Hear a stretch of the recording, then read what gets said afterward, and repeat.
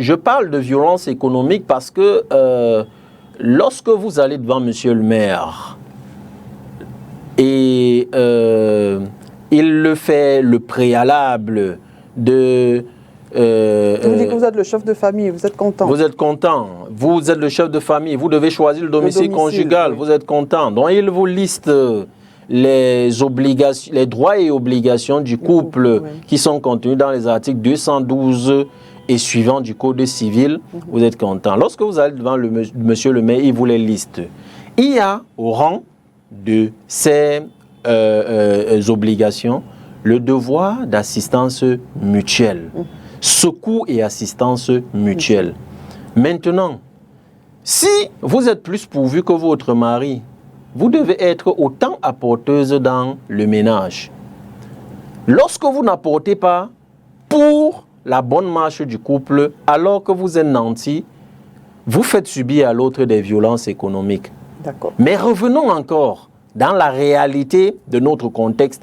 C'est l'homme qui est, passez-moi l'expression, macho et un tantinet au-dessus de la femme. C'est lui qui est le plus fort parce que Dieu l'a voulu ainsi. Si la conception judéo-chrétienne veut que vous soyez les dames issues de la côte de l'homme, mais je dis c'est l'homme qui est généralement le plus fort dans notre contexte. Et priver sa femme de subsides, priver sa femme de l'assistance économique, c'est faire montre de violence à son égard. Ça, c'est ce qu'on appelle les violences économiques. Oui. Les violences sexuelles, vous savez, l'ouverture au monde a voulu malheureusement que la perversion s'installe. Perversion, perversité. Et puis, il y a des personnes qui sont devenues quasiment des animaux pour ce qui est de la consommation du mariage. Ça, c'est pour s'agissant du lien légal. Il y a des gens qui ont versé dans la perversion. Et maintenant, nous savons tous que le rapport sexuel dans un couple, c'est pas l'orifice vaginal. Maintenant, il y a des personnes qui, par mimétisme ou alors par tendance, passez-moi l'expression, maléfique, se permettent de demander à leur partenaire des pratiques sexuelles pas commodes et pas du tout recommandées. Par l'orifice vaginal, pour ceux qui en veulent, on recherche la progéniture.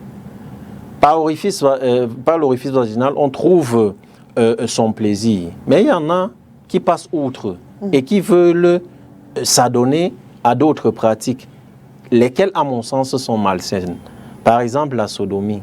Lorsque vous contraignez votre partenaire, par exemple, à la sodomie, alors que ce n'est pas son aval, ça veut dire que son consentement est absent et qu'il est en train de subir au lieu de consentir à partager ce moment d'intimité avec vous.